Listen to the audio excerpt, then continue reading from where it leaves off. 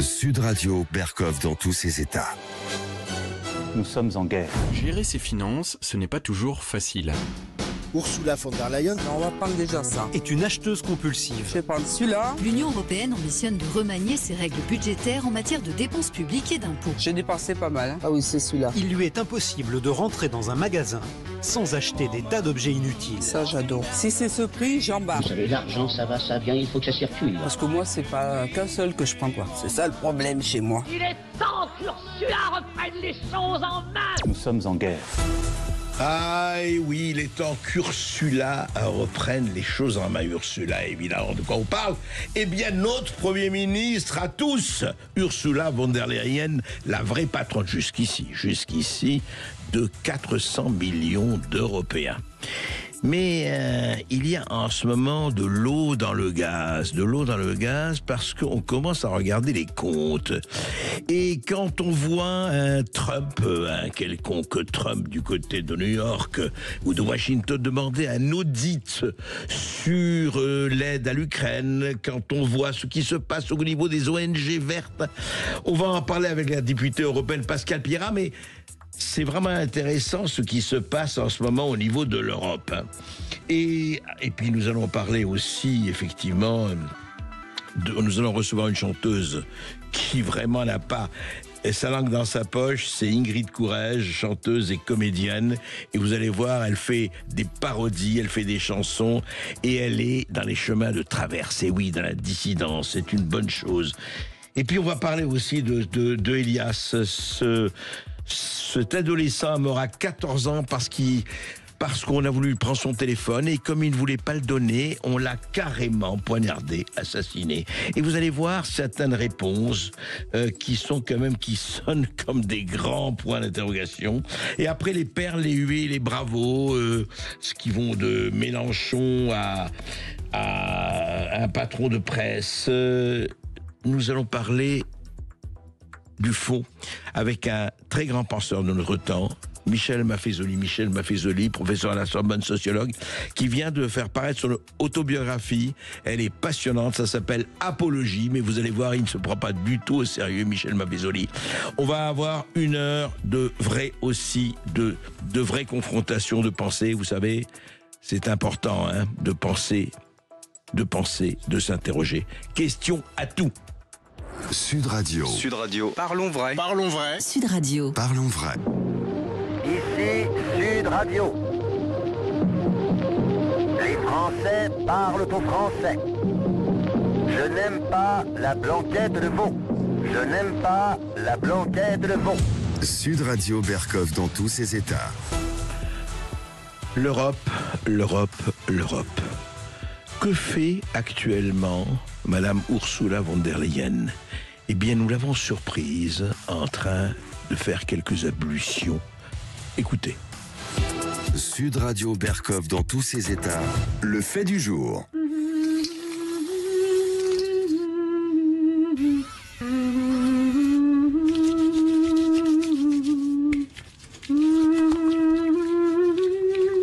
Non, ce n'est pas Ponce Pilate, c'est simplement Ursula. Depuis quelque temps, il ne date pas d'hier, ce sonore qui se lave les mains en chantant l'hymne à la joie, bien sûr, l'hymne européen. Écoutez, c'est bien parce que en ce moment, effectivement, elle est un peu sur la sellette, un peu beaucoup. On ne va pas reparler des SMS, on en a beaucoup parlé avec Frédéric Baldan et Diane Protin, on ne va pas parler de tout cela, mais nous allons parler effectivement de la manne céleste, et non pas de la manne céleste, mais de la manne européenne. Et notamment 134 milliards d'euros d'aide financière, humanitaire, d'urgence, budgétaire et militaire. Très bien. Donc, pour l'Ukraine. Mais déjà, alors voilà ce que dit l'Union européenne et ce que dit Ursula von der Leyen et la Commission. La communauté internationale devra consentir un effort financier d'envergure pour reconstruire l'Ukraine une fois la guerre terminée. Et oui, on espère tous qu'on arrête le massacre et les morts. On pourrait se dire on est mort pourquoi, et que l'on reconstruise. Alors très bien, comment, qui va payer? etc. Et on sait que Donald Trump, le président des États-Unis, a demandé un audit sur l'aide internationale à l'Ukraine, notamment américaine, bien sûr, puisqu'il y a eu 376 milliards d'aides à l'Ukraine, 376 milliards depuis l'invasion russe de 2022. Et puis on va parler des ONG environnementales. Alors ça, c'est encore une autre question. La Commission européenne aurait financé des ONG environnementales pour faire pression sur les eurodéputés et les États membres en faveur du pacte vert. Alors ça, c'est quand même une chose assez extraordinaire. On va en parler, et on va en parler avec Pascale Pierrat. Bonjour Madame Pierrat. Bonjour Monsieur Berkoff, merci pour votre invitation. Écoutez, vous êtes députée européenne, patriote pour l'Europe, vous êtes ancien magistrat.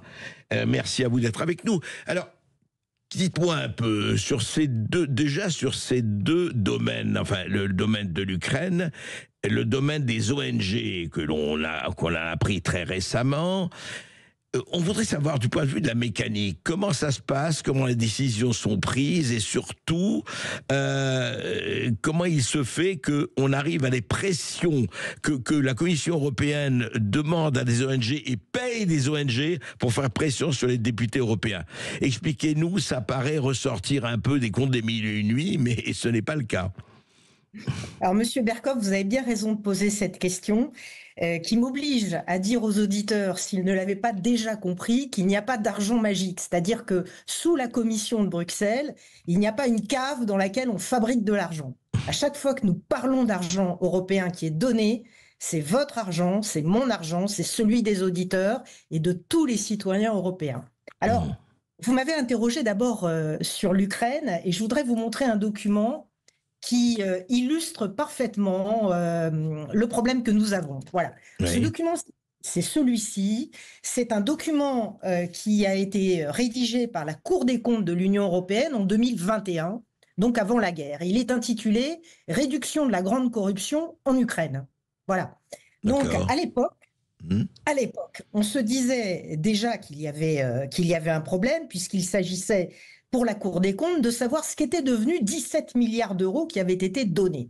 Et la Cour des comptes... Donnés à l'Ukraine, c'est ça, avant 2022, hein, c'est bien ça. Absolument, d'accord. Absolument. Et la Cour des comptes européenne faisait déjà le constat de ce que cet argent était devenu totalement intraçable et faisait l'hypothèse d'une corruption. Voilà de quoi nous parlons. D'accord. Alors, aujourd'hui, on en est à 130 milliards à peu près, hein, pour faire court. Donnés par l'Union européenne à l'Ukraine. Enfin, oui. Alors, attention, parce que nous avons des dons et des prêts. Et des prêts, voilà. Oui, bien sûr. Alors, des dons, évidemment, hein, je ne vous fais pas un dessin, cet argent ne le reverra évidemment jamais. Et les prêts, probablement qu'on ne les reverra pas. Ceci, d'ailleurs, ne sort pas de ma réflexion. Ceci sort également de la Cour des comptes européenne, qui, comme c'est son devoir, évalue, si vous voulez, le degré de risque à chaque fois qu'on concède un prêt. Ouais, évidemment, le risque que ce prêt ne soit pas remboursé est tout à fait majeur. Et ce qui est tout à fait incroyable, c'est que finalement, l'aide militaire que nous avons apportée à l'Ukraine, c'était à peu près 45 milliards d'euros. L'essentiel de l'argent que nous donnons étant l'aide économique et humanitaire. Et à ce titre, à la fin de l'année dernière, en 2024, on nous a demandé de faire une rallonge. Alors, la rallonge pour payer les frais de l'État ukrainien, c'est-à-dire les hôpitaux, les fonctionnaires, etc. Bon. Et on nous avait dit à l'époque, bon, ça c'était une enveloppe de 25 ou 30 milliards d'euros, il me semble, et à l'époque, on nous avait dit c'est pour finir l'année. Bon. Et puis là, on ne va pas tarder à nous réclamer 40 milliards au titre de 2025, parce que ces gens-là existent. Ce qui fait que si vous voulez, en dépit de toute la compassion naturellement qu'on peut avoir, hein, bien sûr. Un peuple qui est en guerre et qui manque de tout, qui manque de toutes les infrastructures, il faut quand même considérer que on va devoir expliquer à un moment donné aux Français, par exemple, qu'on va financer des hôpitaux ukrainiens pendant qu'eux n'ont pas de place aux urgences en France. Voilà. Le problème, il est assez simple, si vous voulez. Donc, il y a un mécanisme comme ça. C'est le cas pour l'Ukraine, mais c'est le cas de la moitié de l'aide publique mondiale qui est donnée ou prêtée par l'Union européenne. La moitié de l'aide publique au développement mondial vient de l'Union européenne.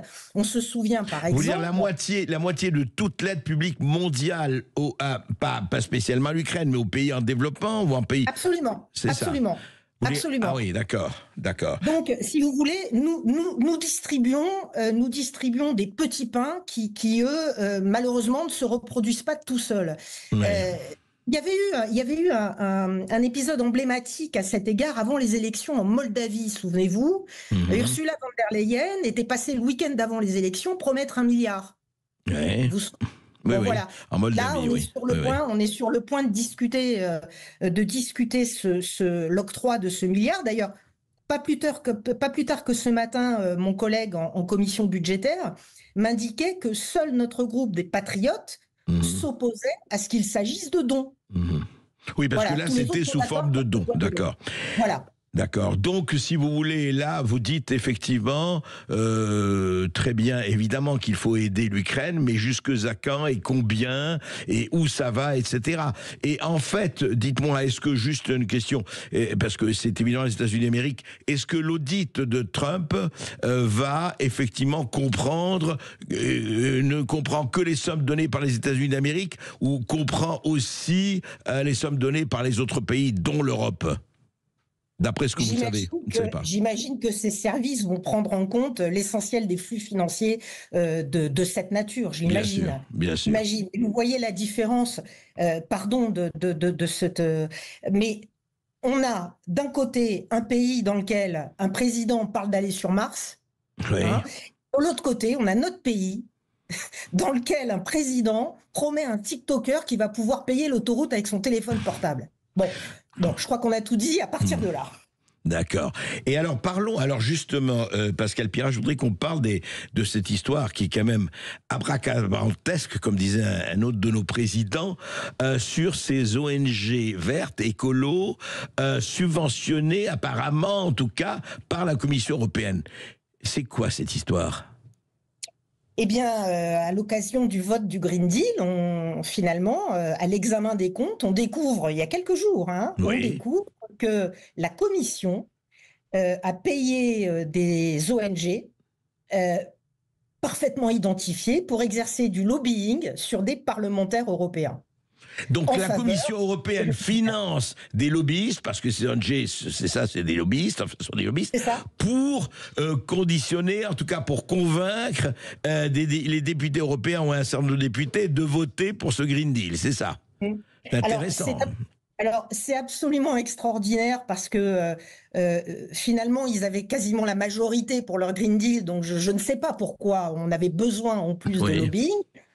Par ailleurs, on se demande dans quel autre domaine ce genre de procédé intervient, puisque là, c'est la première fois qu'on découvre un scandale de cette nature. Mais je ne peux pas résister à vous communiquer la réaction du commissaire là, qui s'occupe de tout ça, du commissaire au budget, qui a été évidemment un peu interpellé sur la question. Et si vous voulez, lui, il parle de, tenez-vous bien, comportement inapproprié. D'accord. Voilà. Donc là, on est en train de il n'est pas très content, quoi. De dilapidation de l'argent pour acheter des voix, si vous voulez. Et lui, c'est un comportement inapproprié. Bon, nous avons demandé à ce qu'une commission d'enquête, naturellement, soit créée. Et, nous verrons comment elle va l'être, à votre avis? Elle va l'être, cette commission d'enquête? Non, mais c'est extraordinaire. Ce qui est extraordinaire dans cette histoire, c'est vraiment du circuit fermé, quoi. C'est-à-dire que, si vous voulez, c'est les serpents qui se mordent la queue et qui subventionnent la chose. C'est très étonnant. Et vous avez raison de vous poser la question, est-ce que ça existait ou est-ce que ça existe dans d'autres domaines que le Green Deal, que l'environnement, etc., quoi. C'est ça. Et puis, j'ajoute, si vous me permettez, j'ajoute quand même qu'il y a quand même une difficulté, parce que vous avez bien compris que la manne est quasiment infinie, si vous voulez, alors que le budget de l'Union européenne est assez restreint. Voilà. Bon, la question qui se pose, c'est l'espèce de trou abyssal qu'on est en train de créer. À quel moment on y fait face? Et comment on va y faire face? Est-ce que vous êtes prêt, vous, Monsieur Berkoff? Est-ce que vos auditeurs sont prêts à ce qu'on crée un impôt européen pour alimenter pour alimenter tout cela. Pascal Pirard, vous savez très bien que nous sommes familiers avec les trous abyssaux, étant donné nos dettes publiques de 3 400 000 milliards d'euros. Donc tout va bien, nous on connaît ça, les trous abyssaux, hein, les failles et les gouffres. Alors donc l'Europe nous suit de ce point de vue, enfin prend modèle sur la France, apparemment. Écoutez, apparemment. Si au moins on peut avoir un rôle de précurseur, enfin j'en ris naturellement, hein. Bien sûr, enfin tout bien cela sûr. est très triste et tout cela va coûter très très très très cher aux populations. Oui. Et ce qui est terrible dans cette histoire, et vous le soulignez, c'est l'opacité, la non-transparence absolue de tout cela. On l'a vu avec les contrats et les SMS sur les contrats Pfizer. On continue de le voir dans ce que vous dites. Merci beaucoup, Madame la députée, de vos éclaircissements. Et on en reparlera avec vous notamment. Avec plaisir. Sud Radio. Sud Radio, parlons vrai. Parlons vrai. Sud Radio. Parlons vrai. Ici Sud Radio. Les Français parlent au français. Les carottes sont cuites. Les carottes sont cuites. Sud Radio Berkov dans tous ses états. Alors un peu de douceur dans ce monde de brut, non. Un peu d'humour, et un peu beaucoup d'humour. Et justement, l'actualité, vous la connaissez, elle est anxiogène, mais c'est la réalité, hein. On va pas, nous, le réel frappe à la porte, et nous, on ne se bouge pas les yeux, les oreilles, les fenêtres et la porte. On ouvre et on questionne. Mais heureusement, nous avons des artistes qui font vraiment des choses, c'est-à-dire en prenant l'actualité, en la retournant comme un gant, ils nous font du bien. Écoutez. Sud Radio André Berkov. Ça balance pas mal. Berkov dans tous ses états, ça balance pas mal sur Sud Radio. Ramenez-moi l'esprit des lumières, ranimez-moi ce pays qui sommeille, que la France soit solidaire, si elle veut être libre au réveil, et y a des patients sur la table. C'est pas le moment de discuter. Ils sont au bloc pour qu'on les câble, bientôt en réa. En attendant d'être soignés, ne la laisse pas tomber. Elle est si fragile, je parle de ta liberté. C'est elle qui est mise en péril, ne les laisse pas. Et oui, voilà, on prend des mélodies très connues et on met des paroles et on crée des paroles. C'est ce que fait Ingrid Courrèges, la chanteuse, la comédienne Ingrid Courrèges, qu'on est heureux de recevoir ici. Je l'avais écoutée à Saintes. Il y avait eu un grand rassemblement à Saintes et vraiment c'était passionnant. Et voilà, bonjour Ingrid Courrèges. Bonjour André. Alors Ingrid Courrèges, vous allez nous raconter d'abord pourquoi et comment vous prenez, alors ce n'est pas nouveau ça, mais vous le faites avec vraiment beaucoup de talent. Pourquoi vous prenez des mélodies très connues effectivement et vous mettez des paroles très en connexion, vous le voyez, hein, auditeur résistant de Sud Radio, vous le voyez avec l'actualité, notamment l'actualité santé bien sûr qu'on connaît depuis 5 ans.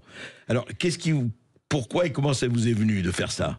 Alors au départ avec mon compagnon et Marie maintenant, Florian, on a eu envie d'écrire des chansons pour nous et on s'est dit on est peut-être un petit peu novices, on va d'abord se faire la main sur les chansons des autres. Et au moment où on a fait ça est arrivée la crise sanitaire. Donc on en a profité. Ah on oui, s'est dit, ça a été pile à ce moment-là. Etc. Voilà. Et on s'est dit allez, on reprend des grands tubes et on fait nos paroles dessus, on met justement les mots des gens, tous les citoyens qui étaient en souffrance, qui étaient pas d'accord, qui avaient quelque chose à revendiquer. On s'est dit, on met ces mots-là dans les chansons. Et on a eu une très grande surprise parce que sur les réseaux sociaux, ça a pris une ampleur incroyable et les gens les ont chantés, les ont repris dans les manifestations, dans les rues, sur les réseaux sociaux. Et c'est comme ça qu'on a continué aussi à le faire parce que ça appelle en fait l'inconscient. Faut savoir que ça sort un petit peu les gens de leur état d'hypnose parfois parce que ils entendent un tube, ils se disent et d'un coup c'est pas les paroles qu'on attendait. Je connais, tiens, ça va être le tube et puis et ils écoutent. Chose, ouais. Du coup ils écoutent. Voilà. Et alors justement, ça fait donc quelques années que vous avez commencé depuis Monsieur et Madame Covid-19, nés des amours illégitimes d'un pangolin et d'une chauve-souris. Enfin, on est revenu là-dessus, bien sûr. Et l'important, c'est la dose, bien sûr. Et vous, comment... Alors, les gens ont accueilli ça, comment... Parce que vous faites des tournées, on va en parler, vous allez faire une grande tournée de 60 jours, là, un peu partout. Vous commencez par où, d'ailleurs, et quand, juste? Alors, je commence le 14 février à Perpignan. D'accord. Et je termine le 15 avril à Gap, je crois. Alors justement, juste pour les gens qui veulent savoir, parce que justement nous sommes dans toute la France, qui veulent savoir sur quel site ils peuvent se connecter, sur quelle adresse, pour savoir où vous serez. Oui, alors sur ingridcourrèges.com, et il y a aussi sur tous les réseaux sociaux, YouTube, Facebook, Instagram, TikTok. ingridcourèges.com. Voilà. Alors, quelle a été la réaction? Quand les gens vous connaissent, ils vous abordent évidemment dans la rue ou après un concert, ils réagissent comment en général? Les chansons, les reprises et les textes qu'on y a mis dedans les ont beaucoup touchés. Ils se sont sentis représentés, ils se sont sentis écoutés. Et les concerts que j'ai donnés, parce qu'il faut savoir que ces concerts, ça a été l'occasion d'aller un peu contre les règles, de contourner les règles au moment du pass sanitaire. C'est un peu là que ça a commencé, c'est-à-dire que toutes ces chansons ont été chantées dans les manifestations. Et les gens m'ont demandé, Ingrid, viens. Et j'ai dit, écoutez, ce qui est autorisé aujourd'hui, pour l'instant encore, c'est les soirées privées, les regroupements privés. Oui, parce que vous ne pouvez pas passer salle de concert, tout ça, c'est fermé. C'est ça. Donc, faisons ça. Si vous voulez, moi, j'annule tous mes concerts. Il est hors de question que je sois à la récompense à la vaccination, à l'injection. Donc, j'ai dit, si vous voulez, je fais ça chez vous. On fait concerts privés. Ah oui, chez vous, à la maison? À la maison. J'ai fait une grande tournée, 2 grandes tournées chez l'habitant. J'ai reçu 2000 propositions de lieux, de particuliers. Dans toute la France? Dans toute la France, Suisse, Belgique, je vais même dire un peu dans le monde, parce qu'il y a eu toute la francophonie, quoi. D'accord. Voilà. Même le Canada, peut-être? Voilà, exactement. Québec, Canada. D'accord. Ouais. D'accord. Et c'était donc, et dans l'atmosphère, vous faisiez du bien, c'est-à-dire vous les faisiez un peu respirer aussi, c'est le cas de le dire. C'est un peu ça. C'est ça, c'est que c'était des moments où on pouvait prendre le temps de vivre un moment de bonheur, de vivre un moment humain, en dehors de restrictions qui n'ont pas de sens, qui n'en avaient pas. Et un moment où, tout simplement, de contact humain, puisqu'on nous l'interdisait. Bien sûr. Et les gens se sentaient extrêmement seuls. Ça a été aussi l'occasion pour les gens de rencontrer d'autres personnes qui pensaient comme eux et qui habitaient juste à côté de chez eux, mais qui ne croisaient pas forcément. Et vous aviez quoi comme public de 25 à 100 ou 200? Alors oui, en termes de nombre, alors on a commencé des fois dans des tout petits lieux, des tout petits salons chez l'habitant. Vous étiez 10 ou 15 par exemple. On en a eu quelques-uns. Ouais. Et puis après, ça a été 20, 25 et puis 50. Puis on s'est rendu compte qu'en fait, c'était plein en quelques minutes. Donc on a commencé à solliciter des gens qui avaient des plus grandes maisons. Et puis il y a des gens qui avaient des salles de sport, des salles de yoga, j'ai chanté dans une salle de pole dance, il y a même eu quelques restaurants qui ont pris Oui.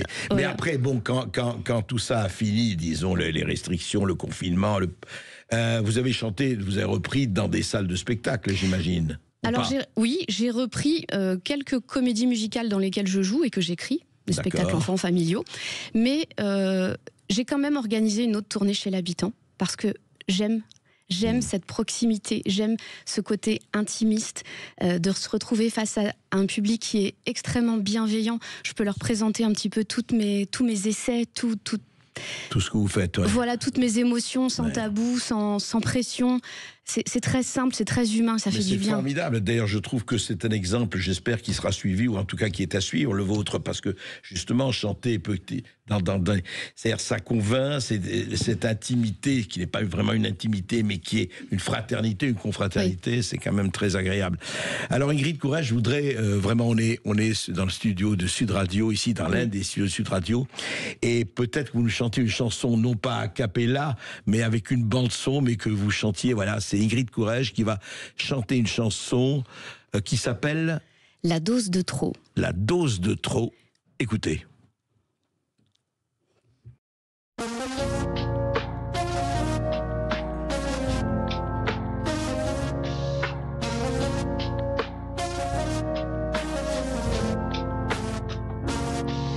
Ce soir j'ai vu partir mon meilleur pote. T'avais 20 ans révolu pour un putain d'antidote. T'as fermé les 2 yeux pour un vœu d'allégeance. Te voilà devant Dieu, à trop prier la science. Pour retrouver ta vie, pouvoir t'éclater enfin. Tu as couru bien trop vite chez le dealer du coin. Un mot qui donne confiance, travesti dans le sens. Il n'y aura pas d'autopsie, t'es mort d'une coïncidence. Ton cœur s'est arrêté de battre, le sang en marmelade. Comme bien trop de sportifs au beau milieu des stades. Toi qui voulais voir le monde, voilà ton dernier voyage. Pourtant on en a parlé, de ces erreurs d'aiguillage. C'est la dose de trop. Toi tu l'as faite et refaite, même si c'est un fiasco.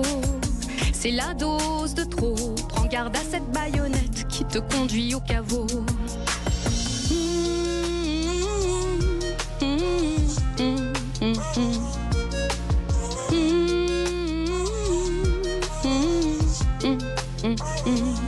Si pour eux y a pas d'effet, c'est ta vie qui est secondaire. C'était bien plus amusant quand tu te collais une cuillère. Je veux que tu sois réincarné s'il reste des femmes fertiles. Quand je vois toutes ces gamines qui ont leur cycle en exil. Si tu n'es plus qu'un chiffre sur un tableur Excel d'un ministre corrompu qui obéit au cartel. Pour nous t'étais un fils, un ami ou un frère, parti comme un turbo mais il sort d'où ce cancer. C'est la dose de trop. Toi tu l'as faite et refaite, même si c'est un fiasco. C'est la dose de trop. Prends garde à cette baïonnette qui te conduit au caveau. Oh, oh, oh, oh, oh, oh.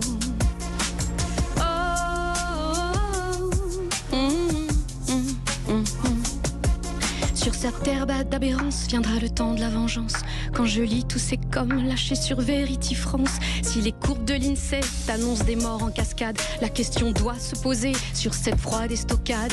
Aux médecins des plateaux, aux médias, aux politiques, voici une vérité, nos vies valent plus que votre fric. Et même si ça prend du temps de traquer les responsables de ce jeu de société, faudra balayer la table.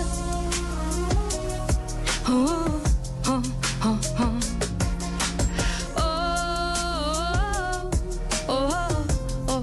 Oh, oh. C'est la dose de trop. Toi tu l'as faite et refaite, même si c'est un fiasco. C'est la dose de trop. Prends garde à cette baïonnette qui te conduit au caveau. C'est ta dose de trop. Toi tu l'as faite et refaite, même si c'est un fiasco. C'était ta dose de trop. Tu ne seras pas à la fête, tu es parti trop tôt. Merci Ingrid Courrèges, la dose de trop. Voilà, il faut écouter. Vous allez sur le site Ingrid Courrèges, vous écoutez tout cela.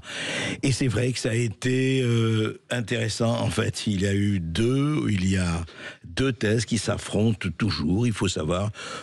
À vous juger, c'est pas à nous de prendre parti, mais quand même, il y a eu, au départ, rappelez-vous, l'important c'est la dose, crois-moi.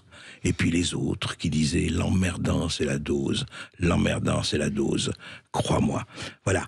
Vous, Ingrid Courrèges, vous avez pris parti. En tout cas, la chanson est très belle, les paroles sont très belles. C'est de vous, c'est de Florian, c'est de vous deux. Exactement, on écrit tous les deux. Comme ça, il y a la partie féminine, la partie masculine, on va dire. On écrit tous les deux, ça y est, on se lance. Donc là, ça, c'est une maquette pour l'instant, la dose de trop. D'accord. Je l'avais écrite sur une autre chanson très connue. Et on a décidé de faire nos propres musiques et nos propres textes maintenant. D'accord. Donc c'est un peu un rodage. Ce sera pour... là, vous préparez un CD, enfin vous préparez un album. Voilà, exactement. Je prépare qui seront mon donc premier vos album. propres musiques et vos propres paroles à ce moment-là. Exactement. C'est ça. Premier album qui s'appellera Première Ligne. Voilà, pour nos premières lignes et pour aussi l'hommage à tous les résistants, toutes ces premières lignes, ces premiers de cordée. Et c'est un album où il va y avoir plein de sujets. Il va y avoir des sujets, comme l'amour, évidemment, c'est incontournable. Mais il va y avoir aussi des sujets un petit peu contestataires, évidemment, parce qu'on se renie pas. Et il va y avoir des sujets plus légers, il va y avoir de l'humour, il va y avoir un petit peu de... Et ça, il sort quand, normalement ? Alors, on aimerait bien fin d'année prochaine. Mais de toute façon, on va sortir les chansons un petit peu au fur et à mesure, au fil de l'eau, comme on dit. Et vous allez les tester dans votre tournée, bien sûr. J'allais venir, exactement. La tournée, elle est un petit peu faite pour ça. J'ai mis en place un financement participatif pour rester une artiste indépendante. Pour moi, c'est important. C'est important d'être, de porter la voix du public qui me suit. Donc ceux qui veulent vous aider aussi, ils vont sur ingridcourrèges.fr, c'est pareil. C'est ça. Voilà, ingridcourrèges.com même. Voilà. Et cette tournée, elle va servir à présenter à tous les gens qui me suivent les coulisses de la création d'un album. Parce que je suis novice finalement dans cet exercice et je vais beaucoup m'amuser de leur montrer un petit peu les influences, comment on écrit. Vous savez, il y aura même un texte de Victor Hugo qu'on va mettre en musique. Mais c'est bien. Donc vous savez qu'il y a eu Georges Brassens, il y a eu beaucoup qui ont mis, comme vous le savez, des Aragon, des Victor Hugo, Léo Ferré, tout ça. Donc vous suivez un chemin qui est un chemin glorieux. Et en tout cas, je vous souhaite vraiment toute la chance et tout le bonheur qu'il y a d'effectivement de créer, quelle que soit la création. La création, c'est fondamental. Merci Ingrid Courrèges, merci Florian. Merci André, j'espère vous voir pendant la tournée. Ah mais absolument, absolument. On sera là. À très bientôt. Radio, votre attention est notre plus belle récompense. J'adore Sud Radio dans la mesure où là au moins on peut s'exprimer en direct et donner notre avis. Sud Radio, parlons vrai. Ici Sud Radio. Les Français parlent au français. Je n'aime pas la blanquette de veau. Je n'aime pas la blanquette de veau. Sud Radio Berkov dans tous ses états. Elias, 14 ans, poignardé à mort parce qu'il résistait à ce que deux jeunes, on dit jeunes bien sûr, de 18 et 17 ans, voulaient son téléphone. Ça s'est passé dans le 14e arrondissement de Paris. On en parle. Sud Radio Berkov dans tous ses états. Les petits loups, effectivement, il s'est passé cela.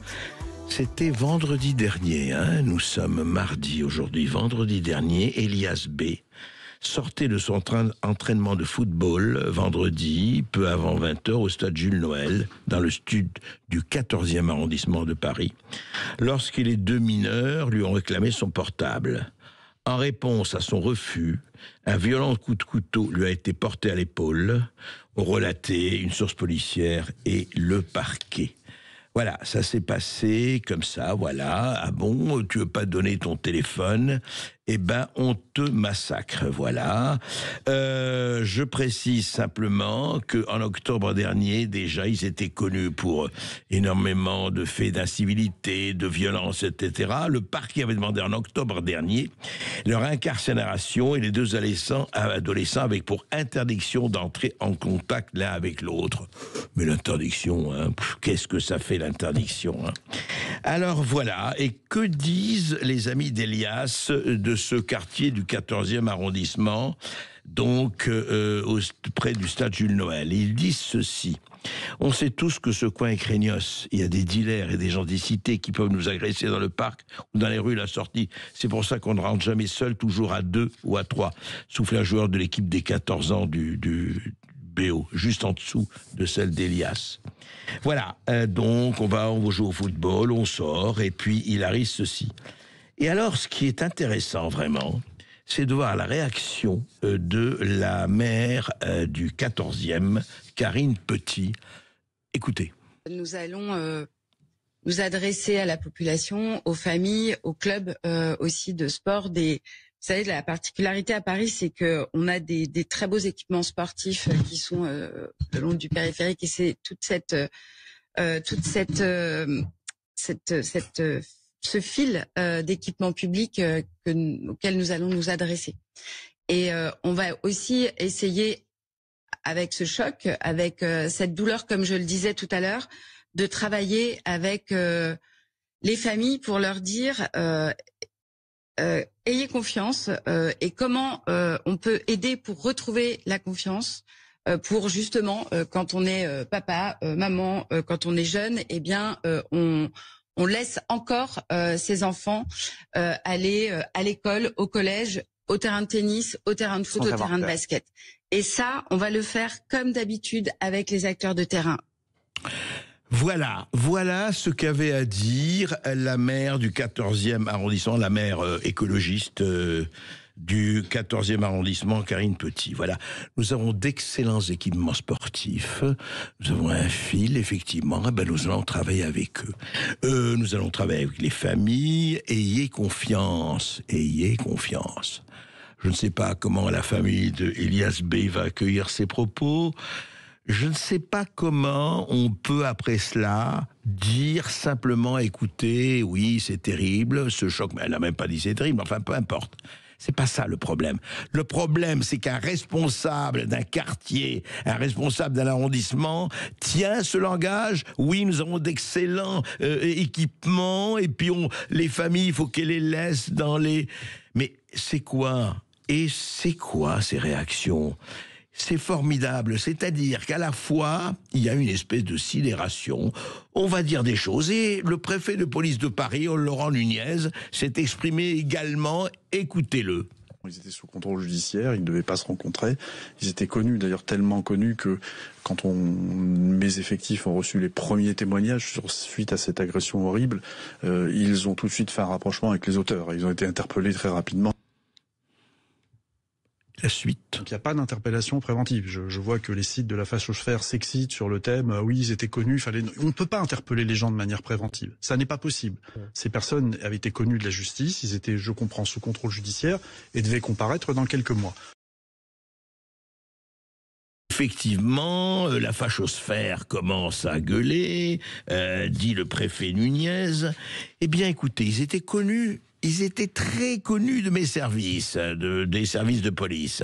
Mais on ne peut pas interpeller préventivement, évidemment, on ne peut pas interpeller tout le monde, sauf que ils allaient comparaître dans quelques mois. Et en attendant, interdiction de se voir, etc. C'est-à-dire qu'on constate quoi?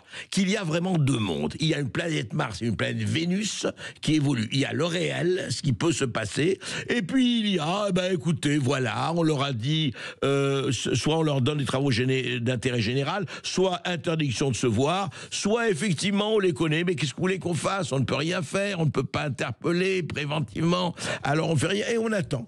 Et on attend, dans quelques mois, ils auraient pu comparaître. Mais la mauvaise idée, ils n'avaient pas de téléphone, vous comprenez? Ils avaient besoin d'un téléphone et ils ont donné un téléphone à un jeune qui a refusé le téléphone d'ailleurs. C'est extraordinaire, le journal Le Monde, le journal de référence et de déférence, titrait ceci, fait divers, un adolescent de 14 ans tué à Paris après avoir refusé de se faire prendre son téléphone, 2 suspects mineurs en garde à vue. Voilà le titre du journal Le Monde. Et oui, il a refusé de se faire prendre son téléphone. C'est quand même incroyable. Enfin, quand on vous demande votre téléphone, quand 2 personnes arrivent, vous êtes dans la rue, vous demandent votre portable, mais il faut le donner. Mais bien sûr, ils vous demandent des cigarettes, il faut le donner. Il y a de demander son argent, il faut le donner. Mais oui, qu'est-ce que vous voulez? C'est comme ça aujourd'hui. Il faut s'habituer à cela, comme disait un ancien Premier ministre. Il faut s'habituer, bien sûr. Habituer. Et si on vous demande quelque chose, eh bien, écoutez, il faut le faire. Sinon, eh bien, malheureusement, il arrive ce qu'il arrive. Voilà le discours d'un maire et le discours d'un préfet de police. C'est intéressant, non? N'est-il point vrai? C'est intéressant, hein? Et ça continue encore et encore. Rassurez-vous, ça va continuer. Sud Radio Berkov dans tous ses états. France, douce France. Eh bien, écoutez, c'était en juin 2024. Jean-Luc Mélenchon rappelait quel était, effectivement, qu'est-ce que c'est que ce pays. Écoutez, c'est très intéressant. La France est mise au pied du mur de la question de son identité. Qui elle est? Qui elle est? Est-elle la nation qui regroupe dans un seul peuple des différences culturelles, des différences, des fois, de pratiques, de cuisine, n'en parlons pas, d'origine. Et je ne cesse de rappeler que quand moi je suis né, on avait 1 Français sur 10 qui avait un grand-parent étranger. Dorénavant, c'est 1 sur 4. Par conséquent, ceux qui s'appellent Français de souche posent un problème sérieux à la cohésion de la société. Ah, mais voilà, Jean-Luc Mélenchon, ce butin de guerre, selon Aurélien Boutelja, le butin de guerre des indigènes de la République, eh bien, il vient de dire, il a lâché le morceau. C'est vrai, ceux qui posent un problème en France, ce sont les Français de souche. Évidemment, c'est incroyable. Vous avez un grand-père français, une grand-mère française, génération française, mais c'est vous qui posez problème. Mais oui.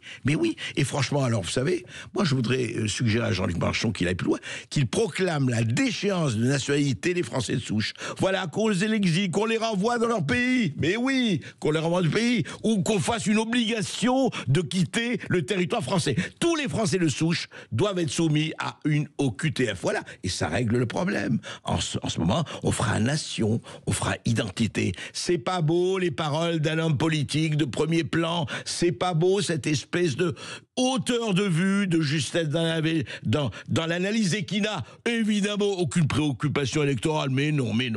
Ne soyez pas méchants. Sud Radio. Parlons vrai. Parlons vrai. Sud Radio. Parlons. Sud Radio Berkov dans tous ses états. Le face-à-face. Alors aujourd'hui, je reçois quelqu'un, nous l'avons déjà reçu, et toujours avec plaisir. Mais je dois dire que pour moi, c'est peut-être, je ne dirais pas son meilleur livre, mais un de ses meilleurs, c'est Michel Maffezoli. Michel Maffezoli est un penseur, est un sociologue, est un professeur à la Sorbonne, mais surtout, c'est un bon vivant et un excellent pensant, et non pas un bien-pensant. Justement, il est aux antipodes de la bonne pensée et de la bien-pensance. Et puis, il écrit Apologie, autobiographie intellectuelle, qui vient de paraître aux éditions du Cerf. Et c'est vraiment un livre passionnant. Vous savez, je vous dis toujours aussi, c'est bien, vous nous écoutez, on est heureux.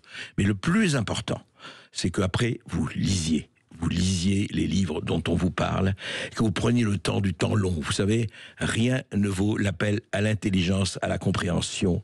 Et c'est ce qu'on essaie d'entretien. Et vous nous le montrez très bien. Et vraiment, je suis toujours très touché, je vous le dis, encore une fois, quand je me balade à travers la France et que je reçois vos témoignages, c'est quelque chose, on se dit, bon, on ne fait pas ça pour rien, au contraire. Et le livre de Michel Maffezoli s'inscrit dans cette espèce de connaissance jubilatoire, de science, et de quelqu'un qui a toujours été, justement, dans les chemins de traverse. D'ailleurs, il le dit lui-même très bien, il dit, voilà, les chemins de traverse, c'est très important, et il n'a jamais accepté d'être vocalisé, et on expliquera pourquoi. Alors Michel Maffezoli, d'abord, qu'est-ce qui vous a amené à dire quoi? C'est pas votre épitaphe, vous êtes heureusement vivant et très vivant, et j'espère pour encore très longtemps, mais qu'est-ce qui vous a amené à écrire cette autobiographie intellectuelle, mais qui n'est pas si intellectuelle que ça, je veux dire, vous parlez d'autre chose aussi. C'est toujours difficile à dire. D'une certaine manière, quand même, c'est la fin d'un parcours théorique. Voilà. Je continuerai peut-être à écrire, mais des préfaces à mes livres précédents, le nomadisme, les Tantes et tribus qui vont reparaître en poche. Mais là, je voulais faire un bilan, d'une certaine manière.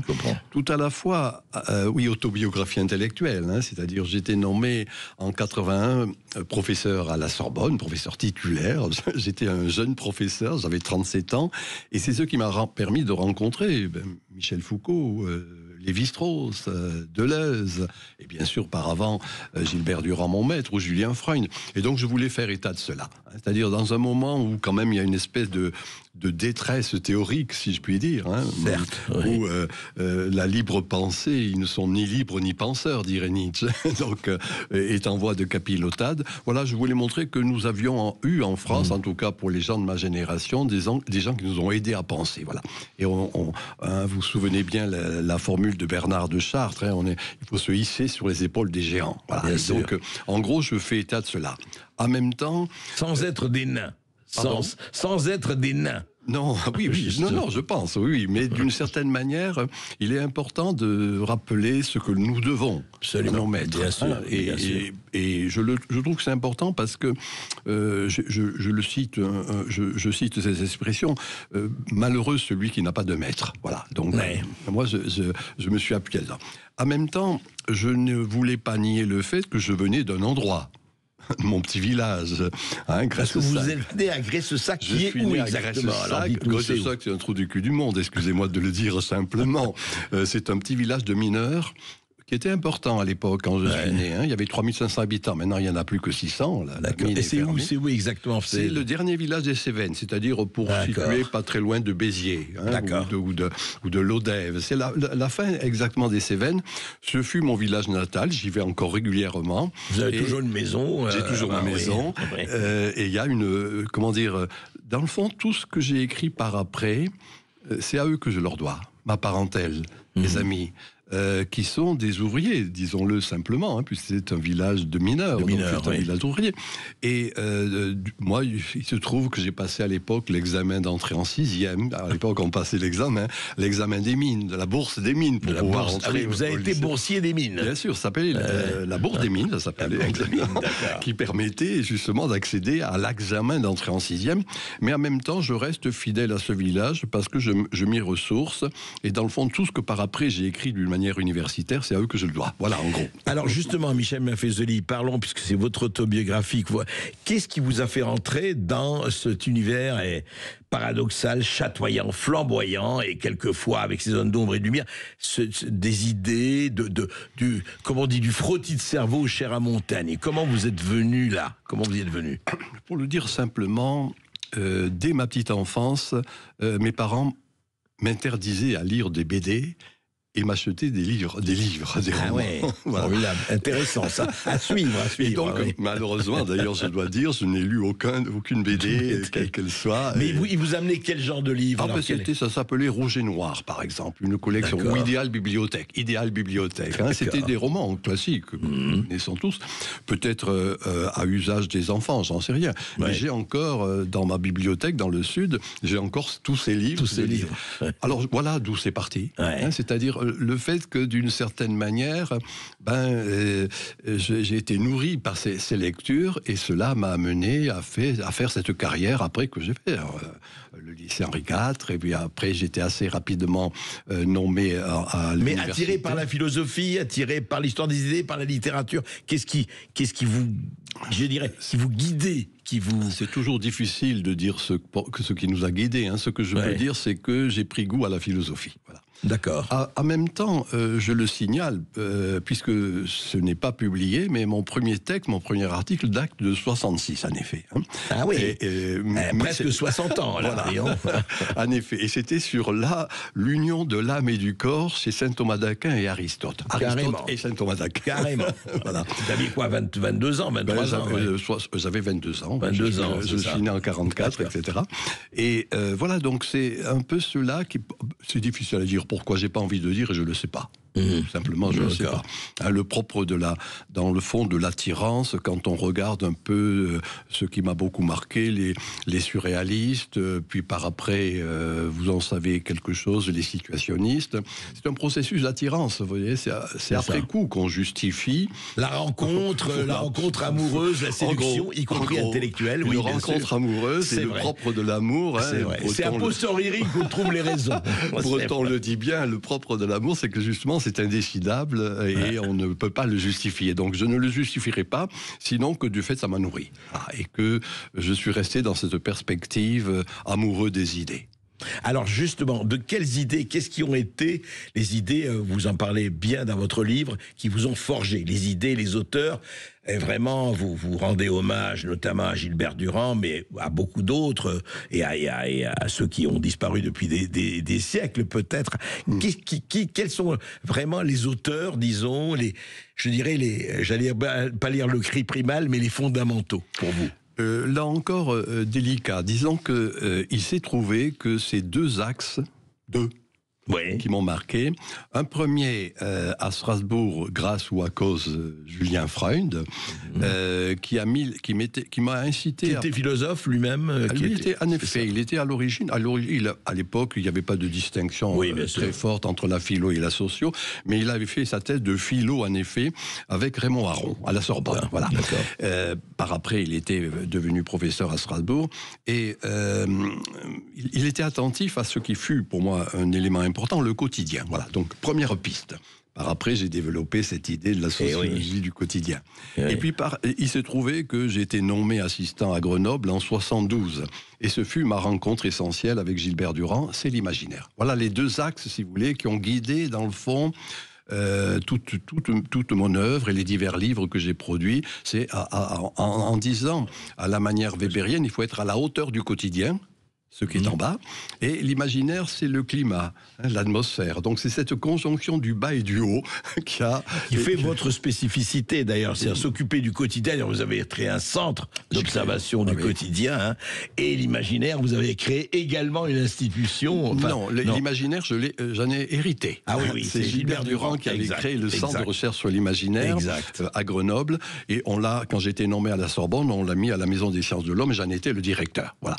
Mais c'est ces deux centres, le CEAC, Centre d'études sur l'actuel et le quotidien, que j'ai créé moi-même, avec Ballandier, je le signale longuement, et puis le centre de recherche sur l'imaginaire, le CRI, que j'avais hérité de Gilbert Durand. Alors voilà, c'est ces deux axes qui, d'une certaine manière, toujours en filigrane, se retrouvent dans tout ce que j'ai essayé d'écrire depuis. Voilà, le quotidien et l'imaginaire, nous allons en parler, mais nous allons en parler très concrètement, parce qu'effectivement, on pourrait dire, tiens, mais ce sont aux antipodes, ils ne sont pas du tout aux antipodes, et vous les rejoignez par la modernité, la postmodernité, et tout cela. On va en parler tranquillement, mais ardemment, avec Michel Maffezoli. Restez avec nous, à tout de suite. Sud Radio. Sud Radio. Parlons vrai. Parlons vrai. Sud Radio. Parlons vrai. Sud Radio Berkov dans tous ses états, midi 14h. André Berkov. Et Michel Maffezoli avec Apologie, cette autobiographie intellectuelle, vraiment que je vous recommande. Prenez le temps de lire et vous allez voir, en plus prenez le temps de regarder toutes les références, parce que, voilà, prenons le temps long. Quand vous avez un moment, vraiment, lisez, je radote là-dessus, mais on ne radotera jamais assez pour parler de cela. Alors, le quotidien et l'imaginaire, Michel Maffezoli. Mais alors vous avez choisi quand même, de temps en temps, on s'est connus il y a quelques décennies déjà, mais vous intéressez aux boîtes de nuit, vous intéressez aux clans, aux tribus, puis à la techno et tout ça. Mais enfin, c'est pas sérieux ça pour un professeur à la Sorbonne de s'intéresser à des sujets pareils. Et je ne parle pas de l'astrologie, nous en parlerons plus tard. Pour moi, j'ai fait passer 3 thèses sur l'astrologie. 3 thèses, une qui a été célèbre. Oui, celle d'Elisabeth Tessier, qui pour moi m'avait été envoyée par le recteur ou la rectrice, je sais pas comment on dit, qui m'a dit vous êtes le seul pour pouvoir accepter. Mais pour moi c'était la thèse de Madame Anselman, puisque c'était son nom, Germaine Anselman, etc. Comme je n'écoutais pas la télé ou la radio, je ne savais pas qui était. Mais voilà, ce pour dire, c'est ça le quotidien, c'est-à-dire. Mais c'est quoi le quotidien, vous dites, parce que c'est toutes les manifestations du quotidien, pratiquement. Oui, pour moi c'est ce qui constitue la banalité de la vie sociale. Mais je rappelle, puisque j'ai parlé de mon petit village, mais dans de nombreux villages français, il y a le four banal. Et le four banal, c'était le jour où le Seigneur rétrocédait le four à la communauté. C'était la fête. Appelé le four banal. Oui, le four banal. Dans beaucoup de villages français, il y a encore le four banal. Et maintenant, et c'était la fête du pain commun, si je puis dire. Hein. C'est-à-dire, c'est là où la communauté se structurait. Et maintenant, le mot banal ou banalité est devenu banal. Banal. Une antiphrase, si je puis dire. Et moi, je considère que c'est justement dans la banalité que la communauté se structure, comme c'était le cas pour le four banal. Donc, du coup, des sujets que, en effet, l'institution ne prenait pas en charge. Anodin. Alors à l'époque c'était pas chic, les grands rassemblements techno. Moi j'ai un de mes étudiants, Lionel Pourteau pour ne pas le nommer, qui le premier est venu me proposer une thèse sur justement ces sur la techno. Voilà, sur les rassemblements musicaux dont il était un protagoniste de surcroît. Il en a fait une splendide thèse et j'ai eu 4 ou 5 thèses d'ailleurs là-dessus. Maintenant c'est un peu devenu chic de s'occuper de cela. J'ai eu à l'époque des thèses sur les boîtes de nuit. etc. Mais on venait vous les proposer, on venait me proposer 2 de mes étudiants de Lyon, leurs professeurs, mes collègues de Lyon avaient refusé ces thèses. Ils venaient chez moi et moi, bien sûr, je les acceptais. C'est intéressant parce qu'ils trouvaient que c'était pas digne, le sujet n'était pas digne. En gros, c'était même peut-être infamant des boîtes échangistes à l'époque. Hein. Et c'est passé de 3 à 5 ans. Oui, et vous dites c'est un témoin, c'est un miroir de notre temps. C'est là, un point, c'est tout. Michel Foucault, en 82, il meurt en 84, il me recevait souvent. Me dit maintenant, Michel, vous êtes professeur à la Sorbonne, il n'y a rien sur l'homosexualité. c'était pas chic à l'époque, l'homosexualité. Il n'y avait pas de thèse qui parlait sur l'homosexualité. Il y a eu, moi, un groupe de recherche sur l'homosexualité, de 2 ou 3 grands colloques à la Sorbonne même, rassemblant des gens de divers parties d'Europe, etc. Mais là, on me dit, Maffezoli, vous faites rentrer l'homosexualité à la Sorbonne. Je dis, écoutez, arrêtez, on n'a pas besoin de moi de ce point de vue. Par après, quand j'ai fait soutenir les thèses sur l'astrologie, vous faites rentrer l'astrologie à la Sorbonne. Moi, j'étais un mécréant dans l'un et dans l'autre domaine. Hein. C'était pas mon domaine à moi, mais il n'en reste pas moins que c'était un domaine qui me paraissait être des études devant être faites, puisque il y avait une multiplicité de gens qui s'intéressaient à l'un à l'autre. Voilà, c'est ça le quotidien, vous voyez. C'est ça. On ne s'interdit aucune dimension du quotidien, dès le moment ça fait partie. Je suis de formation weberienne, hein, c'est-à-dire c'est Max Weber et grâce à Julien Freund, il m'a dit un fait social peut devenir un fait sociologique. Hein, voilà la vieille règle weberienne. Hein, c'est-à-dire, c'est à nous de l'analyser, etc. Il est là, on ne peut pas dire on fait comme s'il n'existait pas. Exactement, c'est ainsi. Et ma position, c'est ni judicatif, ni normatif. Hein, je ne dis pas ce qui devait être, mais ce qui est.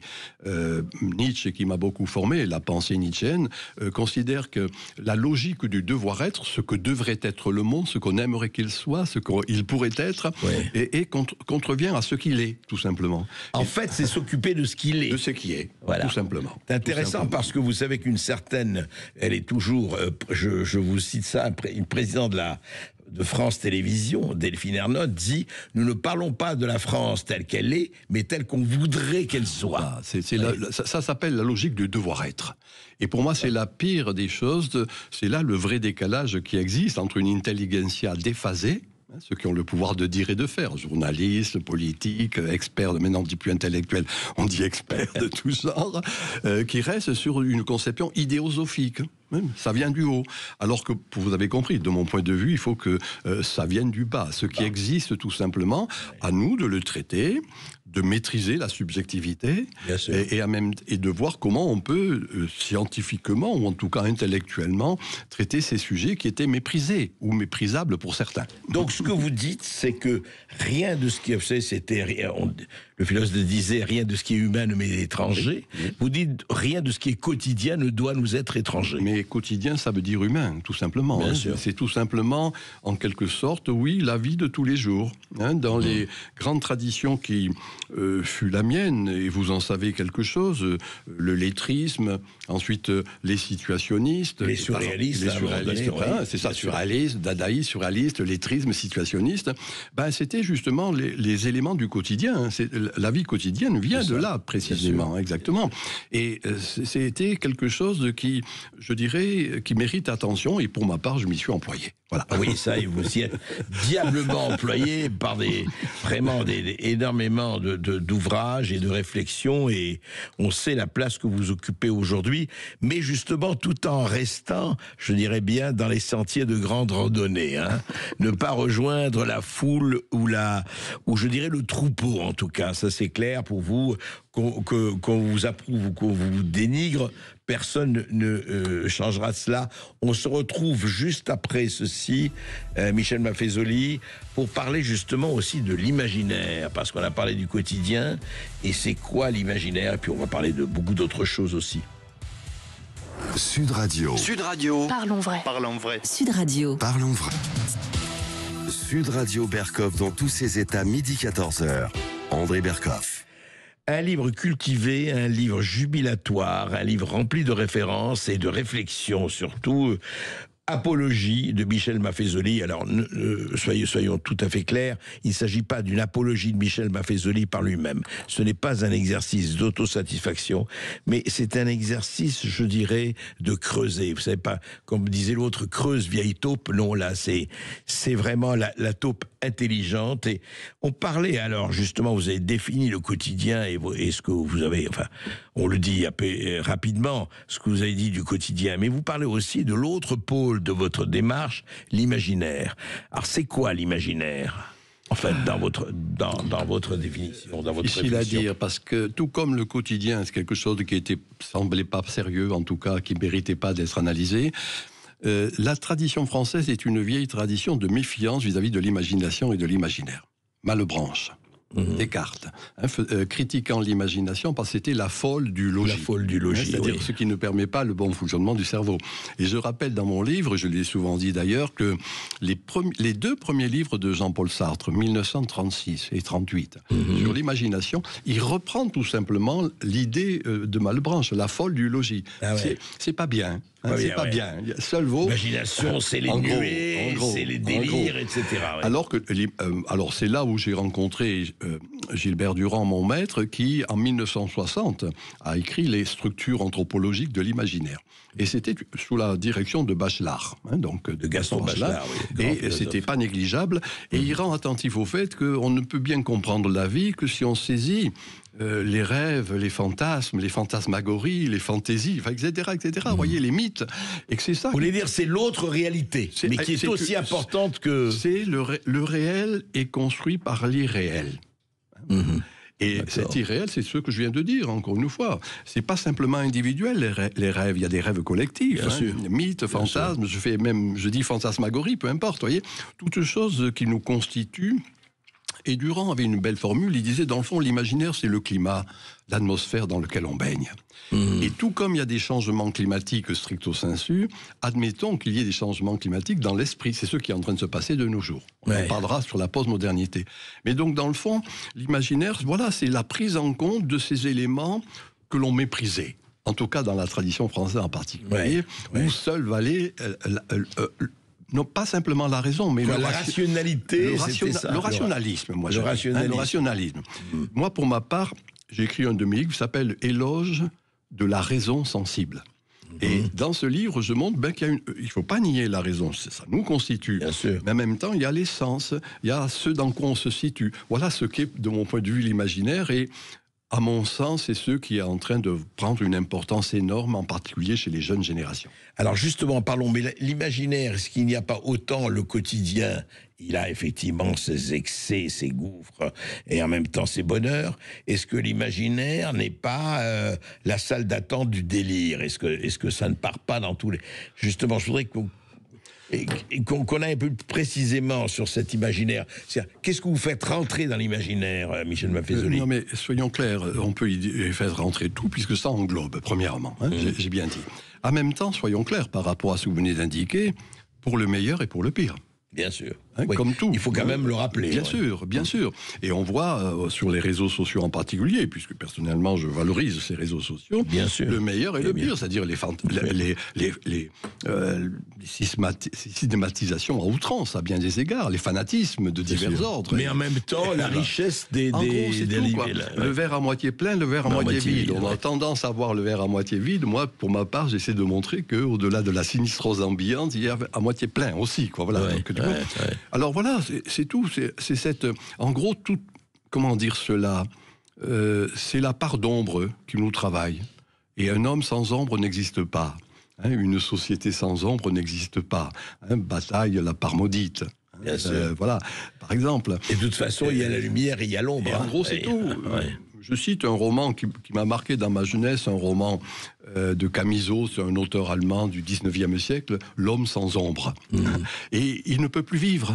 Il a vendu son ombre au diable avec une poignée pas de dollars en la matière, des pièces d'or, et du coup il n'existe plus. Il peut plus sortir puisqu'il a peur d'exister. Et je montre, bon, c'est anecdotique, mais je montre que d'une certaine manière, on ne peut pas comprendre la société si on ne saisit pas cette ombre, l'instant obscur, la part maudite. Et je considère qu'il faut le développer. Voilà, c'est un des éléments de l'imaginaire. La part maudite dans un très beau livre de Georges Bataille, qui s'appelait comme ça. Alors justement, je voudrais... on va continuer. Qu'est-ce qui a fait, quand même, est-ce que ce sont ces domaines auxquels vous êtes attachés qui a fait quand même que vous suscitez souvent... lire L''IRE de certains de vos confrères ou autres, ou de vos collègues, en disant oui mais Maffezoli, ouais mais c'est pas sérieux, oui il s'attaque à des sujets, enfin tout ça, et qui fait que, et puis d'autres évidemment qui vous aiment et qui vous admirent, c'est clair, mais qu'est-ce qui fait que c'est le choix des domaines que vous avez abordés? C'est par exemple quand vous allez Moi, je me rappelle le clan Campbell. Vous avez parlé des clans. C'était le clan Campbell. C'était une formidable soirée, je vous rappelle. Oui. Mais aussi, et vous aviez été le théoricien de ces clans, etc. Est-ce qu'au fond, on considère que vous n'abordez pas, vous en avez parlé déjà au niveau de l'homosexualité, mais vous n'abordez pas les sujets sérieux. Maffezoli, il prend des sujets qu'il n'a pas à prendre. C'est pas du niveau de l'université. Est-ce que c'était ça? Oui, mais j'ai dit le mot tout à l'heure, je le répète, moi je prends acte de ce qui est, pas de ce qu'on aimerait qu'il soit. Neutralité axiologique. Encore Weber. Bon, encore une fois, j'ai pas à juger, dire si c'est bien, si c'est mal. C'est ainsi, c'est ça la part d'ombre, je veux dire, ce qui nous constitue. Alors, c'est pas sérieux. Non, moi, pour ma part, je dis la vie quotidienne est sérieuse. La vie ne vaut peut-être rien, mais rien ne vaut la vie. Et tout mon travail a été d'essayer d'analyser cela. Vous voyez, par exemple, je suis en train de réécrire la préface d'un de mes livres qui est paru en 88, Le temps des tribus. Oui, bien sûr. Qui va reparaître en 6e ou 7e édition. Qui a été très remarqué. Et je fais une grande préface où je dis ce que je suis en train de vous dire. C'est-à-dire que j'ai essayé de montrer tout simplement que l'on n'était plus dans la République une et indivisible. Belle idée du 19e, un peu franc-maçonne pour dire les choses comme elles sont, mais qu'on avait une fragmentation de cette société qui était là, une mosaïque. Et donc c'était cette res publica, la chose publique où il y avait ces petites tribus musicales, sexuelles, religieuses, sportives, etc., etc.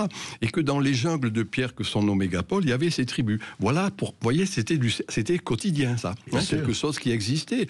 Alors que, dans le fond, le savoir officiel, gauche et droite confondues, restait sur l'unité. La République une et indivisible. Moi, j'ai essayé de montrer, je ne dis pas ce qui est mon sentiment personnel. Bien sûr. Vous essayez de montrer le réel comme vous le voyez. Je dis montrer, je joue même sur le mot, je dis monstrer. Ce qui peut être monstrueux, vous voyez, à bien des égards. Oui, à côté, Mais voilà, ma démonstration, elle est là. Elle est tout simplement de constater. Et c'est vrai qu'il y a un vrai décalage. Il faudrait en dire un mot quand même. Il y a un vrai décalage entre l'intelligentsia, élite déphasée, avec une personne que je connais bien qui s'appelle Hélène Schroll. On a écrit un livre, La faillite des élites. Votre épouse, je dis.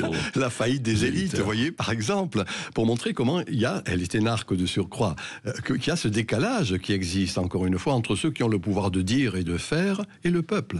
Donc moi, mon propos, je suis d'un milieu populaire, de cette sagesse populaire, je décris cette sagesse populaire. Et d'ailleurs, comment vous expliquez cette sécession qui est presque devenue abyssale entre les élites, parce qu'il faut aussi des élites, mais vous faites partie de l'élite, mais pas de cette élite-là qu'on connaît, bien sûr, Michel Maffezoli, mais je veux dire, qu'est-ce qui fait cette espèce de sécession qu'on voit de plus en plus grandissante? Aujourd'hui, c'est devenu presque une banalité de base, comme disait Raoul Vaneigem, de dire que oui, mais regardez, ils sont complètement détachés du réel, décollés du réel, c'est devenu des clichés. Mais qu'est-ce qui fait que ça a atteint ce stade? Bon, écoutez, c'est très simple. Excusez-moi de le dire là simplement. Vous avez compris que pour moi, on assiste à la fin d'une époque, fin de la modernité. Chaque société, soyons clairs, a besoin d'élites. Et on le voit dans toute société, etc. Et puis, peu à peu, si vous voulez, il y a cette espèce de déconnexion, de déphasage. Je rappelle que, par exemple, la Révolution française n'est que la conséquence d'un déphasage de ce qu'était la féodalité, le roi, les seigneurs, etc. Et de nos jours, c'est exactement ce qui est en train de se passer. C'est-à-dire que ceux qui étaient promoteurs, et peu à peu, c'est affadi. Un de mes amis sociologues disait quand l'énamourement devient la tétanie conjugale. Tétanie conjugale, je retiens. Et Guy Hockenheim, du Colmao au Rotary Club, par exemple. Vous voyez, par exemple, c'est pour dire que ceux qui étaient porteurs, eh bien, tentent à s'affadir. Un grand sociologue qui n'est pas connu en France, qui s'appelle Vilfredo Pareto, économiste, sociologue, parle de la circulation des élites. Moi, mais quoi, c'est-à-dire qu'elles se perdent, elles décollent, elles se givaroisent. En la matière, pour ce qui nous concerne, elles restent sur les grandes valeurs de la modernité. L'individualisme, le rationalisme, le progressisme. Alors que ce qui est en jeu, c'est le tribalisme. Alors que ce qui est en jeu, c'est l'émotionnel. Alors que ce qui est en jeu, c'est le retour à des dimensions plus traditionnelles, voyez. Alors que ceux qui ont le pouvoir de dire et d'agir, je dis bien, ceux qui ont le pouvoir de dire et de faire, restent sur ces valeurs modernes.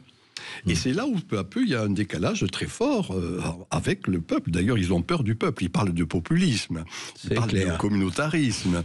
Ces démocrates sont très peu démophiles, ils sont même parfois démophobes. Vous voyez, donc, quand ça leur plaît pas, on voit bien que... le peuple sent mauvais. Je ne dirais pas les expressions grossières que j'emploie souvent, mais de fait... Les gueux.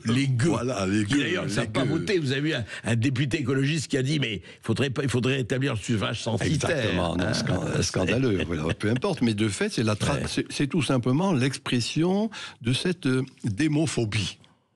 C'est ça. On a peur du peuple. Or, le peuple est en train de prendre sa revanche actuellement. On le voit aux États-Unis, on le voit en Argentine, on le voit en Autriche, on le voit en France aussi, on le voit en Hollande, enfin, etc. À bien des endroits. Pour moi, tout cela marque cette déconnexion, voilà, qui entre régulièrement, chaque 3 siècles. Alors justement, vous parlez de la modernité, vous dites ces élites sont dans la modernité telle qu'on l'a définie, et vous dites, vous vous êtes fait d'ailleurs l'un des porte-paroles, je dirais même des théoriciens de la post-modernité. Alors c'est quoi la post-modernité? Parce que souvent les employés en disant oui c'est encore, vous voyez, on dit, enfin pour faire très schématique et très cliché aussi, post-modernité, oui c'est toutes ces manifestations de woke, de LGBT, de cancel culture, etc. Or vous dites c'est pas ça du tout la post-modernité. Pas du tout. Alors c'est quoi? Tout d'abord, ce qu'est la modernité, je rappelle que c'est Baudelaire qui le premier emploie en 1848 le mot modernité. Avant, on disait post-médiévalité, c'est-à-dire une autre époque qui est en train de se créer. Et pour moi, c'est la même chose, c'est-à-dire que on ne peut pas nommer ce qui est en gestation. Il faut qu'on se donne rendez-vous dans 100 ans tous les deux et on nommera à ce moment-là ce qui est. J'espère. Allez, rendez-vous pris. Voilà. Mais entre-temps, on dit post, c'est-à-dire ce qui vient après, tout simplement. Et actuellement, là en France, on a peur, on dit hypermodernité, modernité seconde, modernité avancée, etc. Non, tout simplement rendre attentif qu'on est dans un autre imaginaire. La société officieuse, ces jeunes générations, ne se reconnaissent pas dans la dimension officielle. Mais ça, c'est pas du tout wokiste. Et au contraire, pour moi, le wokisme, je l'ai écrit ici ou là dans tel ou tel de mes livres, ce n'est que la forme achevée des Lumières. D'ailleurs, ça veut dire ça, wok, éveillé. Wok, oui, éveillé. Voilà. Donc, c'est une forme caricaturale des droits. Alors que la postmodernité, je m'appuie ici sur cette grande philosophe qui est Simone Veil, la grande philosophe, qui parle de l'enracinement. Son grand livre, c'est l'enracinement.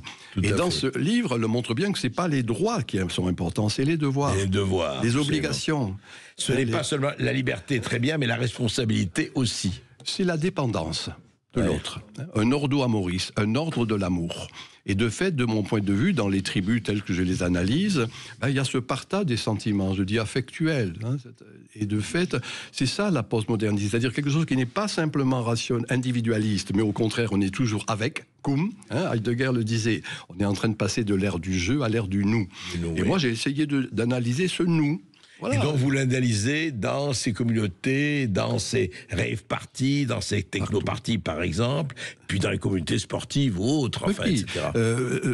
Encore une fois, une autre grande dame qui est Hannah Arendt montre comment s'est élaboré l'idéal démocratique au 19e. Difficulté, recul, opposition, machin chose, et puis on y arrive. Bien sûr. D'ailleurs, une idée très simple, j'ai une représentation philosophique, j'arrive à vous convaincre, vous me donnez votre voix, représentation politique. Actuellement, ça marche plus, l'abstention, les non-inscrits sur les listes électorales. On est prêt à tout pour avoir de voix. Voilà. Bon. C'est plutôt du côté du trottoir qu'autre chose. Moi, maintenant, je dis plus tribu, je dis idéal communautaire en gestation. Voilà, c'est-à-dire, comme il y a eu l'idéal démocratique, il y a cet idéal communautaire qui est, je dis bien, en gestation. En gestation, mais pardon, Michel Maffezoli, parce qu'il faut être très... C'est pas à vous que j'apprendrai, et que je dirais que les mots ont leur importance. Mais vous avez aussi le côté, justement, le meilleur et le pire de la communautarisation sur des critères intégristes, religieux et autres. Bien sûr. J'ai bien dit le meilleur et le pire. Le meilleur et le pire, c'est pas parce qu'il y a du pire que je reconnais, moi. C'est pas la peine bien sûr. Des quantités de fanatisme actuellement sont là pour le pro et je les nommerai pas, vous le savez. Mais c'est pas parce qu'il y a cela que je ne vois pas qu'il y a aussi cette espèce de construction d'une autre manière d'être ensemble. Vous voyez, j'ai employé le mot tribu, ça m'a été reproché parce que j'ai rapté ce mot, c'est une métaphore, je l'ai rapté aux ethnologues. Ouais. Mais les ethnologues disaient justement que dans les tribus africaines, c'était pour lutter contre l'adversité animalière, végétale, d'autres groupes, etc.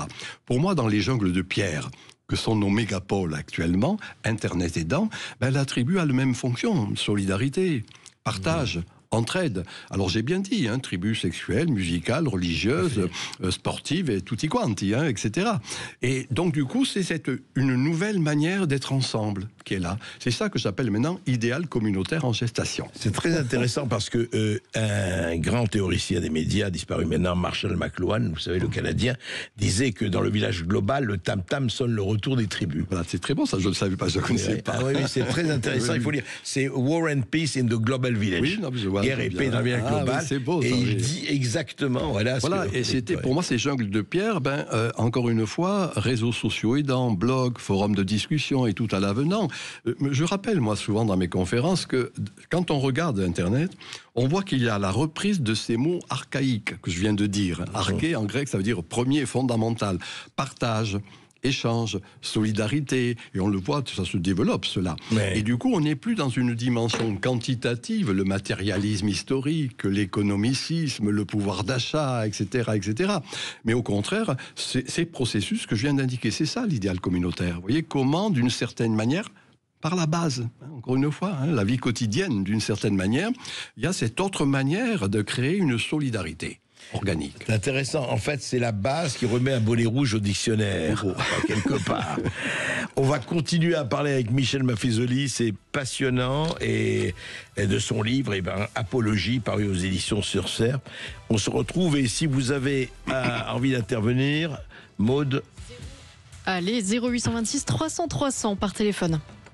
Sud Radio, votre attention est notre plus belle récompense. Vous êtes vraiment une radio exceptionnelle et merci à vous de donner la parole aux auditeurs puisqu'on en a vraiment, vraiment, vraiment besoin. Sud Radio, parlons vrai.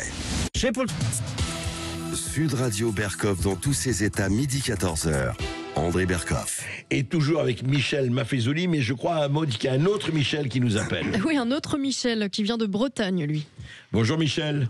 Oui, bonjour André.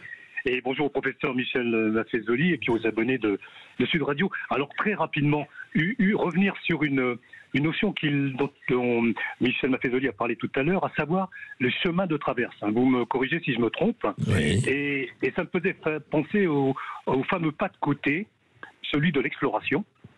Mais là, il y a deux solutions qui se profilent.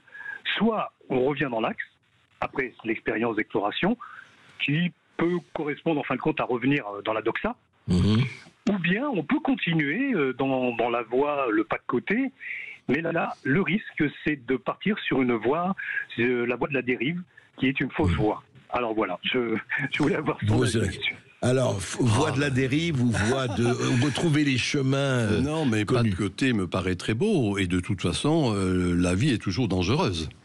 Donc, la vie est un métier à risque. Voilà, donc d'une certaine manière, on peut s'égarer aussi. Voilà. Non, moi j'ai pris ce mot parce que je l'ai emprunté, je vais vous le dire d'où vient ma source, d'un mot allemand de Heidegger qui est Holzweg, qu'on a traduit en français, chemin qui ne mène nulle part, le livre. D'accord. Oui. Alors que Holzweg, Heidegger, qui était un marcheur, montre que ce sont ces chemins de montagne, si vous voulez, qui ne sont pas bien balisés. Mais que le montagnard renifle, si je puis dire. Il se trouve que j'ai une maison en haute montagne et que j'ai beaucoup marché, maintenant j'ai plus l'âge de le faire, mais j'ai beaucoup marché dans la forêt, et je reniflais, là encore, vous voyez, qu'est-ce que fait que, sans prendre un chemin balisé, on arrive à voir où il faut aller, ne pas monter trop. Ça menait toujours quelque part. Voilà, et de fait, on arrive à retrouver véritablement un vrai sens, vous voyez. Et puisqu'on parle de Graisse-Sac et des montagnes, vous m'avez, hors antenne, dit une jolie phrase que vous disiez votre grand-mère, Michel Maffezoli. Oui, c'est une femme sage, d'une certaine manière, très populaire. Et quand j'étais nommé à l'université, elle m'a dit, attention, il n'y a que les cornichons qu'on met dans des bocaux. C'est-à-dire, d'une certaine manière, ne t'enferme pas dans quelque chose qui est pas trop rigide. Et par après, bien après, Gilbert Durand, mon maître, que j'ai cité 2 ou 3 fois, a lui développé cette idée de vocalisation. Hein, alors ça veut dire quoi exactement? Bon, très précisément, en rappelant que ce qu'est notre vocation, c'est l'université, l'universitas. Hein, l'universel. L'universel, c'est-à-dire quelque chose qui est transversal, on va dire, un peu comme les chemins de traverse d'ailleurs. Hein, c'est transversal, alors qu'il y a eu une tendance, qui est le cas actuellement, et je pense d'ailleurs que l'université est en train de crever de cela, à se disciplinariser dans les 2 mots du terme, c'est-à-dire des disciplines où on se donne la discipline en quelque sorte. Alors il faut être sociologue. Moi, on m'a reproché de faire de la philo au sein de la socio, par exemple, de la sociologie. Oui. Vous voyez, on a fonctionné sur des cloisons. En gros, enfermé, c'est ça le bocal. Voilà. Et de fait, Durand, qui était agrégé de philo, avait une chaire d'anthropologie et de sociologie. Vous voyez, c'est-à-dire montrant comment dans les domaines qui sont les nôtres, il y a cette interaction dans le sens simple du terme. Hein. Mais qui est importante, qui est plutôt bienvenue, non? Pour moi, c'est très important. Et figurez-vous que c'est en train d'être oublié. C'est peut-être là une des décadences de l'université. Par contre, les jeunes générations, il se trouve que régulièrement, je reçois pas mal de ces jeunes qui viennent boire et parler avec moi et qui retrouvent, eux, cette bi-machin chose, c'est-à-dire licence de philo et de linguistique, de la socio et de la psycho. De l'anthropologie, voilà, exactement. Vous voyez, quelque chose qui rejoue la vieille idée de l'universitas. Voilà, donc c'est ça. Moi, je considère, j'ai lutté contre la vocalisation. Dans mes livres, je peux citer saint Thomas d'Aquin, je peux citer Hölderlin, je peux citer un philosophe ou un anthropologue, dès le moment où je considère que cela peut enrichir le débat, la question. Voilà, c'est en quel sens que il me paraît nécessaire de dépasser cet enfermement, pour dire vrai. Voilà. Oui, c'est ça, et prendre son bien où il le trouve. Enfin, en gros, picorer, et que dans le fond, ce qu'est cette vie quotidienne, on en a parlé, eh bien, c'est tous ces éléments qui sont constitutifs. Moi, je disais à mes étudiants, les livres et les bistrots, par exemple. Absolument, c'est-à-dire, oui, bien sûr, les livres, et puis en même temps, aller écouter la discussion du café du commerce. C'est ce que je dis à mes amis auditeurs, lisez, mais de temps en temps, le café, le bistrot, le restaurant, c'est très la important, rencontre, c'est très important. Et moi, j'ai rappelé toujours à mes étudiants, la phrase c'était ça, les livres et les bistrots. Les livres et les bistrots, aller renifler d'une certaine manière, écouter, entendre, participer, parler, tout à l'avenant. Et c'est comme cela que l'on s'enrichit. J'ai cité mon village, mon petit village Stévenol. Eh bien, là aussi, moi, le café du commerce du coin, il est intéressant. Et le jeudi matin, j'y vais prendre mon café ou autre, enfin peu importe, ou un verre de vin blanc. Mais disons, à partir de là, il y a une écoute qui se fait. Voilà ce que je veux dire. Vous voyez, c'est ça un peu, non pas un enfermement. Une écoute et une réponse, etc. C'est à partir de là, peut-être, voyez-vous, que on arrive à la vraie pensée. La vraie pensée, c'est Aristote qui l'a proposé en disant contre l'opinion, la doxa, c'est savoir poser des questions. En grec, c'était kalos apoior estai, poser bellement des problèmes. Vous savez, c'est exactement le slogan de notre émission. Moi, je dis toujours, je me méfie de ceux qui ont réponse à tout. Ben voilà, la question. Et en revanche, avoir question à tout, c'est quand même une bonne chose. Exactement. C'est cette idée. Vous voyez, le mot en grec, c'est apoior estai, c'est l'aporie. L'aporie, c'est quand il n'y a pas la solution. Et en grec, excusez-moi, aporein, ça veut dire ça, pas de solution. Et aporie, c'est en plus trivialement un col de haute montagne qui est difficile à passer entre deux vallées. Et bien voilà, moi je dis, il faut savoir poser des questions alors que l'intelligentsia contemporaine a déjà la réponse. Oui, c'est ça. Et est en train de crever de cela. Et ils disent, j'ai les réponses, où sont vos questions? C'est justement là. Je dirais que vraiment, j'espère que vous avez passé un bon temps, comme on l'a passé, nous, avec Michel Maffezoli, mais surtout, très bonne lecture en lisant son livre et ses livres, d'ailleurs, parce qu'au fond, vous avez une conception, je ne sais pas si elle est postmoderne, mais elle est jouissive. C'est important, non? Mais je pense qu'il y a une liaison, c'est-à-dire que la postmodernité, c'est la raison sensible, j'ai dit. C'est-à-dire, d'une certaine manière, ne pas perdre cette capacité que nous avons de raisonner, et en même temps, savoir que cela se fait au travers du plaisir d'être. Permettez-moi de citer la phrase de saint Thomas, Niles in intellectu non fiutre in sensu. Il n'y a rien dans l'intellect qui n'ait d'abord été dans les sens. Voilà. Et j'essaie de rendre attentif à cette conjonction. Et c'est pour ça, Michel Maffezoli, que je pourrais vous dire, vous êtes saint Thomas d'Aquin. J'accepte l'idée. Sud Radio. Sud Radio. Parlons vrai. Sud Radio. Parlons vrai.